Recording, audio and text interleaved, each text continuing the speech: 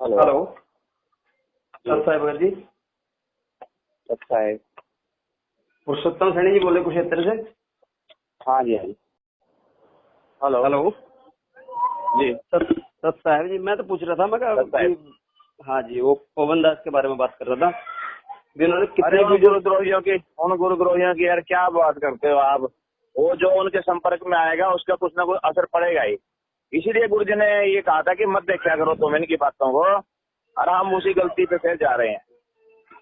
नहीं चलो वो तो क्यों बात ठीक देखते है हो सर आप जी। उनको? ये सुनो तो पक्षपाती सही, हैं, ये पूरी बात गुरुद्रोही हैं तो ये हैं? गुरुद्रोही तो होंगे। मेरी पूरी बात ही नहीं सुन रहे आप।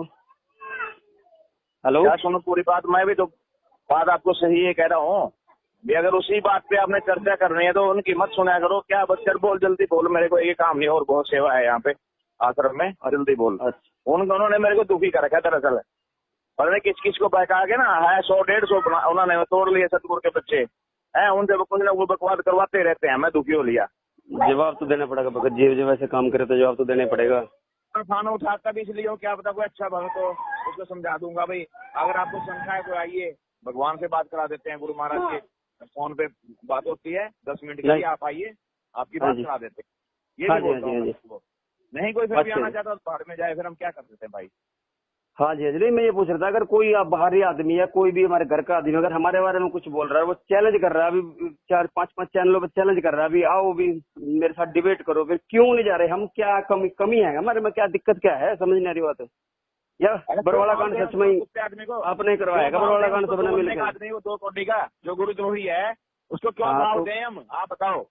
भगत जी, भगत भगत भाई तोड़ रहा है, फिर आप खुद ही कह रहे हैं भगत भाई तोड़ लग रहे हो, तो जवाब तो देना चाहिए ना। तोड़ने दे उसको, कितने तोड़ दे, कितना पाप कमाएगा, कहीं ना कहीं अपनी मुंडी तड़वा लेगा कहीं। तोड़ने दे, कितने भगत तोड़ेगा?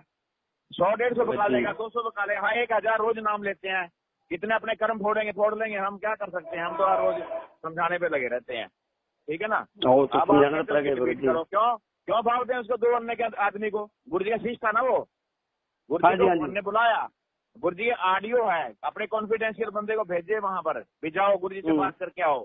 अगर आप उसको डर लगता है आओ बात करो। गुरु जी कहते हैं भाई नहीं ठीक है, सब कुछ मैं मेरे करने से हो रहा है, तो फिर क्या दिक्कत है उसमें? उसको जी गुरु जी के बारे में तो करने कुछ क्या भी नहीं दिक्कत बोला। है? वीडियो किसी में को भेज दे वो। वीडियो में देखा है मैंने, वीडियो में मैंने उनकी वीडियो देखी। गुरु जी के खिलाफ तो कुछ भी नहीं बोला उन्होंने। वो तो मैनेजमेंट के खिलाफ बोल रहे हैं। मैनेजमेंट का है कौन बंदा? आप सभी थे क्या मैनेजमेंट वहाँ पे? सुनो, अगर वो मैनेजमेंट के खिलाफ बोल रहा है, मैनेजमेंट गंदी है सारी, तो आप विश्वास नहीं करोगे तो गुरु जी अंदर बैठे बैठे क्या करेंगे फिर? जब नहीं भगत जी, गड़बड़ तो हो रही है, गड़बड़ तो हो रही है। जब वो बनने लग रहे हैं, जो दान हाँ जी। इकट्ठा होता है, जो सेवा प्रचार होती है, तो मैनेजमेंट ही तो कर रही होगी उसमें। उसे गुरु जी कहते हैं मेरी बनाई हुई मैनेजमेंट है, तो फिर तो गुरु जी हुए ना। गुरु जी बोल रहे हैं ना। गुरु जी ने तो भगत जी मना करा है, वो वीडियो भी देखी मैंने। गुरु जी ने तो बोल दिया समिति मेरी नहीं है, भी मुझे भी फंसा रखा था, मुझे भी रोक कर रखा हुआ था। वो अरे भगत जी, वो समय समय की बात होती है। उस टाइम हमने भी पता नहीं क्या क्या बुलवा लिया होगा, हमने क्या बोल दिया होगा। सत्साई पुण्यात्माओं, ये वही पुरुषोत्तम सैनी है हरियाणा से, कुरुक्षेत्र का, जो 2014 बरवाला कांड के बाद पुलिस की पकड़ में आ गया था। इसका रिमांड हुआ। रिमांड के दौरान इसने बरवाला कांड का पूरा ठीकरा सतगुरु रामपाल जी महाराज जी के ही सिर पर फोड़ दिया। इसने कोर्ट को और पुलिस को दिए अपने बयानों में स्पष्ट रूप से स्वीकार किया है कि बरवाला कांड में हम जो भी कुछ कर रहे थे सब संत रामपाल जी महाराज जी के आदेश से कर रहे थे। अर्थात काले कपड़े पहना के लोगों को गुंडा बना के खड़ा करना, पुलिस वालों के साथ में झगड़ा करवाना, पुलिस वालों की गाड़ियां फूंकना, पुलिस वालों से लड़ने के लिए भक्तों के हाथों में पत्थर, पेट्रोल बम और बंदूकें देना। मतलब इन्होंने सारा का सारा ठीकरा बरवाला कांड का जिम्मेदार संत रामपाल जी महाराज जी को ठहराया अपने बयानों में। और जब इससे बातचीत किया करते थे भगत भाई बहन कि भगत जी आपने बरवाला कांड में गुरु जी के खिलाफ बयान क्यों दिया, तो ये कहता कि मैंने कोई बयान नहीं दिया मैंने गुरु जी के खिलाफ। तो भगत भाई बोले अगर बयान नहीं दिया है तो 7 साल हो गई, गुरु जी के बयानों की फोटोकॉपी क्यों नहीं देते? अरे गुरु जी के बयानों की फोटोकॉपी मत दो, कम से कम तूने क्या बयान दिए? तूने गुरु जी के खिलाफ बयान दिए या तूने पुलिस वालों के खिलाफ बयान दिए? कम से कम तू तेरे जो स्टेटमेंट है वो तो हमें दे दे, ताकि हमें मालूम पड़े कि तू कितना बड़ा राजा हरिश्चंद्र है। लेकिन इसने नहीं दिए, टामाटोल। अब देखो पुण्यात्माओं, परमेश्वर की वाणी के अनुसार अब हमने समझना पड़ेगा, क्योंकि ये डॉक्यूमेंट्स हमें नहीं देंगे, क्योंकि ये तो परमात्मा के दोषी हैं, बरवाला कांड के दोषी हैं। ये अपनी तरफ से कोई सबूत हमें नहीं देंगे, वरना इन्हें पता है कि जब संगत को हकीकत का पता चल जाएगा कि हम लोगों ने ही बरवाला कांड करवाया था, हमने ही गुरुजी के खिलाफ ये बयान दिए हैं, तो उसके बाद इनको कोई भी घास नहीं डालेगा। जो मूर्ख संगत आज इनको पैसे दे रही है, कल को चवन्नी नहीं देगी। तो ये तो बयान नहीं देंगे, लेकिन हमने यहाँ पे ज्ञान आधार का प्रयोग करना पड़ेगा। और परमेश्वर की वाणी अनुसार कि वाणी ही से पहचानिए कुटिल नीत की घात, अंदर की करनी की निकले मुख से बात। तो अभी जो इसने इस भाई को ये बात कही है कि भाई वो बरवाला कांड का तो समय ऐसा था, पता नहीं हमारे मुंह से भी क्या क्या निकल गया, पता नहीं हमने भी उस समय क्या क्या बोल दिया। अर्थात इससे सिद्ध होता है कि इसने सारा का सारा ठीकरा बरवाला कांड का गुरुजी के ऊपर फोड़ा है। इसने अपने बयानों में गुरुजी को ही दोषी ठहराया है, क्योंकि स्वयं कह रहा है कि उस समय ही ऐसा था, पता नहीं हमने भी क्या क्या बोल दिया। तो इससे साबित होता है कि बरवाला कांड में गुरुजी के खिलाफ जो बयान दिए हैं वो सारे के सारे उल्टे बयान मैनेजमेंट ने दिए हैं। और पुण्यात्माओं, अब समय नहीं है नींद में सोने का, जागो। ये 2 कौड़ी के जीव हैं, इनकी कोई औकात नहीं है। आप इनसे यदि डर रहे हो, भय मान रहे हो, तो ये आपकी सबसे बड़ी कमजोरी होगी और परमात्मा आपको रिजेक्ट कर देगा। क्योंकि परमात्मा ने भक्तों को सूरवीर बताया। सूरवीर, परमात्मा कहते हैं शेर और कोयल का बच्चा कभी पीछे मुड़ के नहीं देखता। संत शेर और कोयल का बच्चा। तो आप क्या हो, अपना निर्णय स्वयं कर लेना, गीदड़ हो या फिर उस संत के बच्चे हो आप। सत साहिब, अगर ये ज्ञान की लड़ाई लड़े तो पुण्यात्माओं ये 5 सेकंड मैदान में नहीं खड़े हो सकते।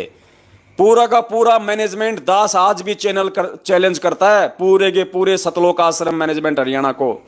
ये यूट्यूब पे मैं पहले भी चैलेंज करता आया हूं ज्ञान आधार से। कोई अहंकार नहीं, कोई मान बढ़ाई नहीं।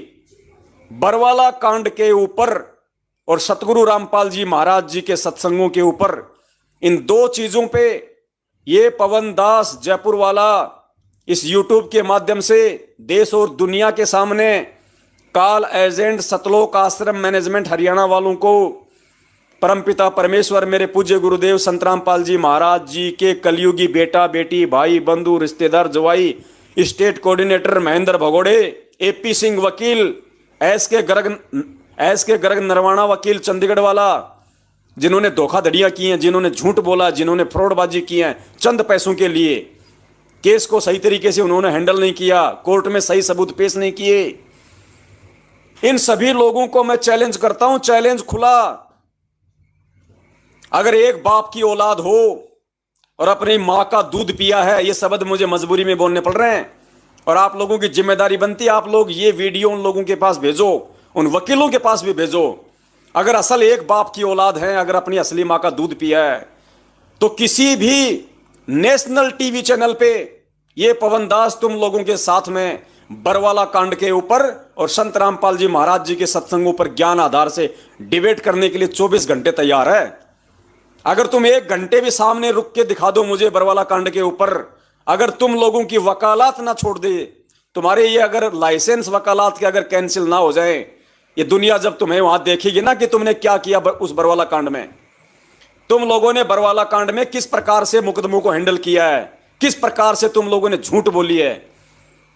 अरे एक वचन तुम्हारा, इन वकीलों का, पुण्यात्माओं, एक स्टेटमेंट बहुत काफी था गुरुदेव को निर्दोष साबित करवाने के लिए, केवल एक स्टेटमेंट।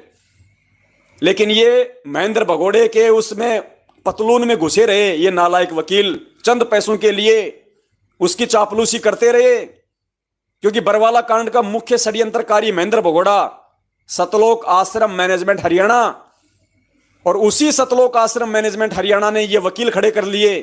तो वकीलों को फीस कौन दे रहा? महेंद्र भगोड़ा मैनेजमेंट। और अब ये वकील कोर्ट में ये किसको बचाएंगे? जो इनको फीस देगा उसी को तो बचाएंगे, वरना गुरुदेव का एक वचन जो गुरुदेव ने कोर्ट में कहा कि मैंने बरवाला कांड नहीं करवाया, मैं तो तारीखों पे आना चाहता था लेकिन मुझे तो रोक के रखा हुआ था, और ये राष्ट्रीय समाज सेवा समिति मेरी नहीं है।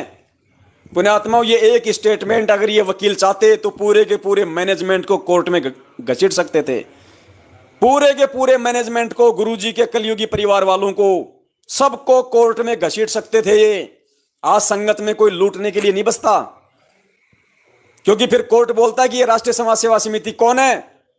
जिसने संतराम पाल जी को बंधक बनाया, जिसने उनको कोर्ट में नहीं आने दिया।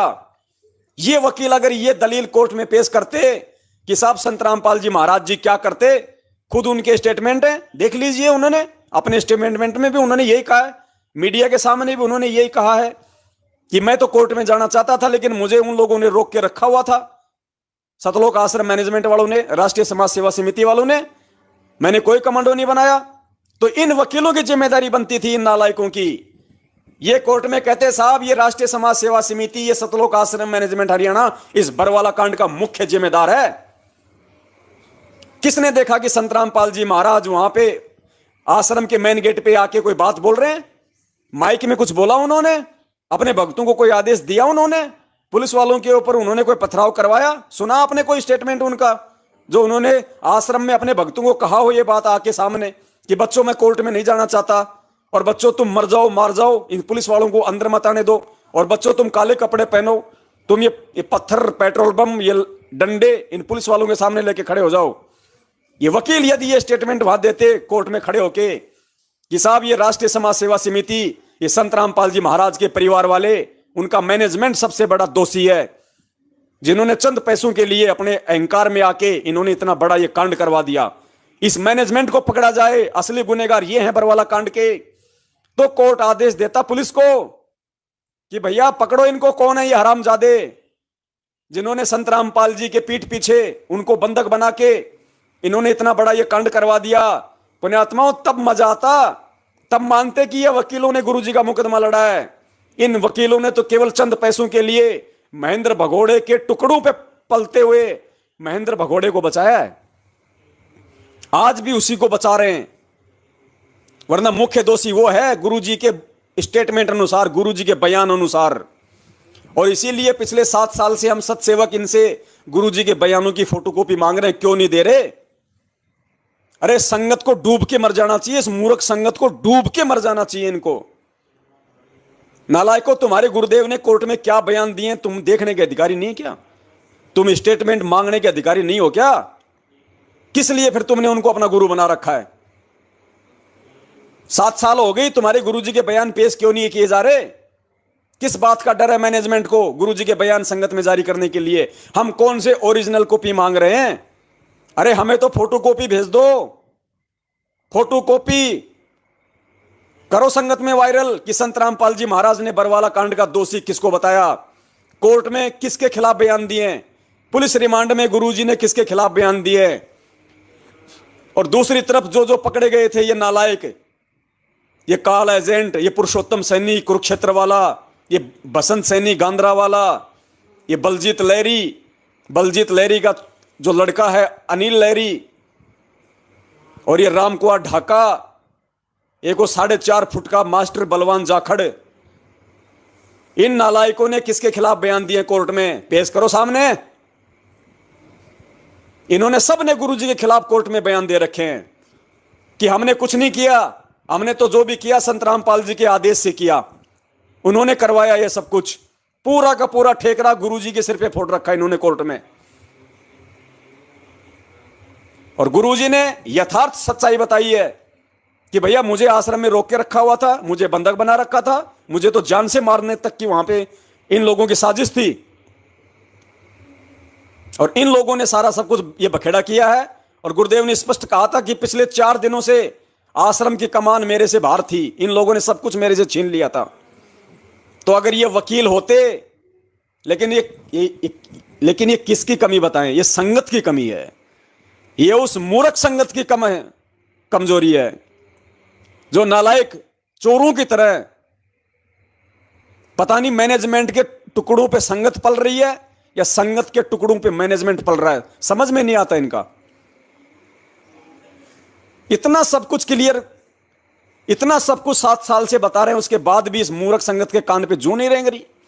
फिर काहे का गुरु बना रखा है? नालायकों, कुएं में पड़ जाओ, इससे अच्छा तो दोषी भी क्यों बन रहे हो? उल्टा संतराम पाल जी को अपना गुरु कह के, तुम्हें गुरु की परिभाषा का नहीं पता।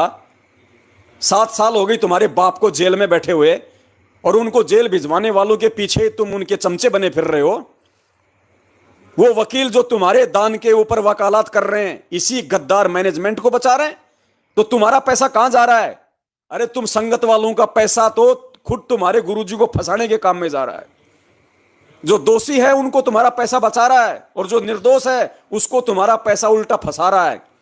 थोड़ी बहुत जो कमी होती है वो तुम इनके पीछे जाके इशार तारीखों पे, और उस बची खुशी उस कसर को तुम पूरा कर देते हो। वहां भीड़ इकट्ठी हो जाती है, गुरुजी को कोर्ट में लाया नहीं जाता, तारीखों पे तारीख, तारीखों पे तारीख, तारीखों पे तारीख लेट होता रहता है तुम लोगों की कमजोरी के कारण। इसीलिए परमात्मा ने 1000 साल का समय रखा है, इसीलिए क्योंकि मालिक को पता है कि मुझे तो केवल मेरे चंद हीरे मोती लाल ही पहचान पाएंगे, बाकी तो सब के सब भेड़ है, भेड़। और ये भीड़ मेरे रहते सहते पार नहीं हो सकती। ये भीड़ अगर इसने पार होना होगा तो मानव जन्म तो मैं इनको देता रहूंगा, लेकिन मां के गर्भ में तो ये नरक भोगते रहेंगे, लेकिन पार कब होंगे ये खुद डिसाइड कर लेंगे। 1000 साल का समय परमात्मा ने इसीलिए भक्ति का रखा है। अगर आज ही पार होने होते तो परमात्मा 1000 साल का समय नहीं रखता, अपने रहते सहते ले जाए सबको। लेकिन रहते सहते तो चंद गिनती के जाएंगे, गिनती के, और वो गिनती के वो जाएंगे जो हृदय से गुरु को भगवान मानेंगे और उनका प्रकट दिवस मनाएंगे और ज्ञान आधार से चलेंगे। कदम कदम पे मैनेजमेंट की चप्पल चाटने वाले, पीले पर्चे, नकली ऑडियो को अपना भगवान मानने वाले जिंदगी में सत लोग नहीं जा सकते। ये ज्ञान आधार तुम्हें विकसित करना पड़ेगा सत्संग सुन के, चाहे इस जन्म में कर लो चाहे अगले किसी जन्म में कर लेना। इससे पहले तुम्हारा नंबर नहीं आने वाला, ये कटु सत्य है। वरना भगवान ने जरूरत नहीं थी आज धक्के मार मार के हमें यहां लाने की, बिजली पीढ़ी में शिक्षा देने की, रातों को 2-2 बजे जाग के सत्संग करने की। क्या आवश्यकता थी उनकी, वो किसके लिए कर रहे हैं। तो वर्तमान में तो चंद लोग जाएंगे, चंद लोग जो बड़े सौभाग्यशाली होंगे। बाकी तो मां के पेट में 9 महीने वो कोड से भी भयंकर दुख भोगना पड़ेगा। तो पुण्यात्मा के सामने नहीं आते ये लोग, ना इनके वकील सामने आते, क्योंकि जिसका जमीर मर चुका हो ना, जिसका जमीर मर गया हो अंदर से, जिसकी आत्मा मर गई हो, उसमें हिम्मत नहीं होती सच्चाई का सामना करने की। इनको खुला चैलेंज है मेरा, किसी भी नेशनल टीवी चैनल पे ये पवन दास तुम लोगों के साथ में डिबेट करने के लिए तैयार है। भले तुम मुझे मार देना रास्ते में, कोई दिक्कत नहीं, मुझे उस टीवी चैनल का नाम बता दो, टीवी चैनल पे टाइम फिक्स कर लो, और टीवी चैनल पे 2 दिन पहले ही ऐड आनी शुरू हो जानी चाहिए कि फला फला तारीख को बरवाला कांड पे डिबेट होने जा रही है। और कौन कौन होंगे डिबेट में, टीवी चैनल वालों की मुझे नंबर दे दो, मैं उनसे बात कर लूंगा। भले तुम इस दास की रास्ते में गर्दन काट देना, ये दास जाएगा वहां पे, और अकेला जाएगा, कोई नहीं जाएगा। और खुला चैलेंज है, खुला चैलेंज तुम्हारे वकीलों से लेकर पूरे के पूरे मैनेजमेंट को।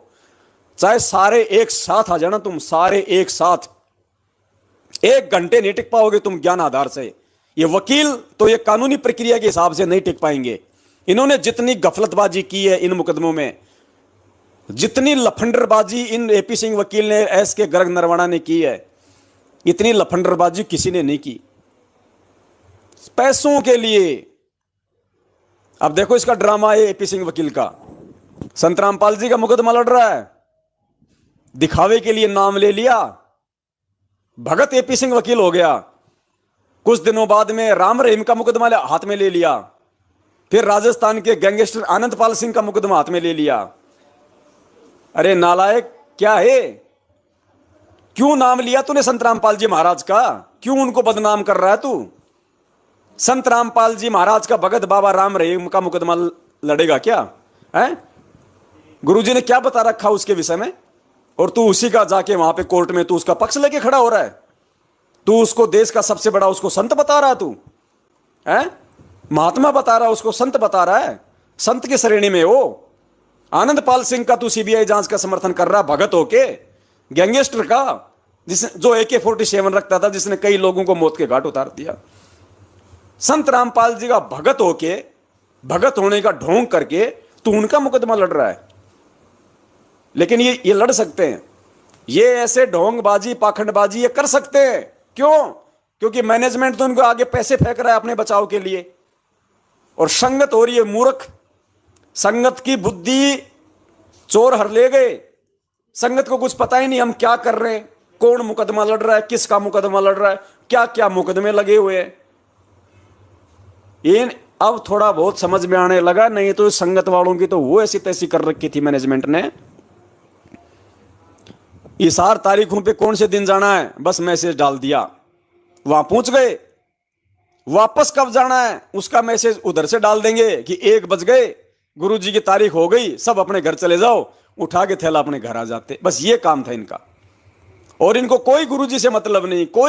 आज भी 99% संगत को, 99% संगत को यह नहीं पता कि गुरुजी पे कितने मुकदमे लग रहे हैं, क्या क्या मुकदमे लग रहे हैं, क्या क्या धाराएं, 99% को नहीं पता।